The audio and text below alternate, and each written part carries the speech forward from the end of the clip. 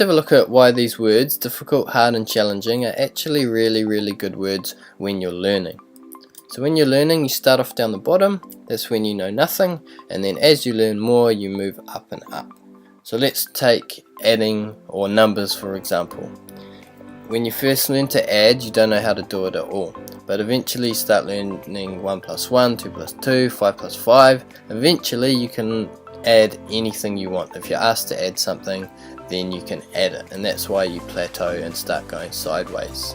This is actually a really dangerous place to be, because if you keep going this way, you're going to learn nothing and continue to learn nothing while other people learn. So we want to avoid that.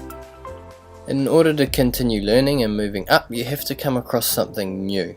And when you come across something new, you don't know how to do it, and it's going to be difficult and challenging and really hard to do. That's when you go into something that we call the pit. And the pit is when you don't know how to do something. So for example, with our numbers, when you know how to add, if you want to keep learning, you need to come across something new like multiplication, your times tables. When you first come across your times tables, you have no idea what you're doing and you go down into the pit.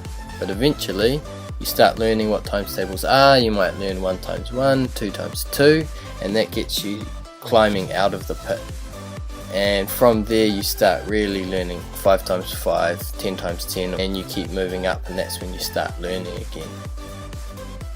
And that's why you should see these words, difficult, hard and challenging, as a positive thing. It means you are just about to start learning. You have to do difficult things, you have to do hard things, you have to do challenging things in order to keep learning. So see them as a good thing, not a bad thing.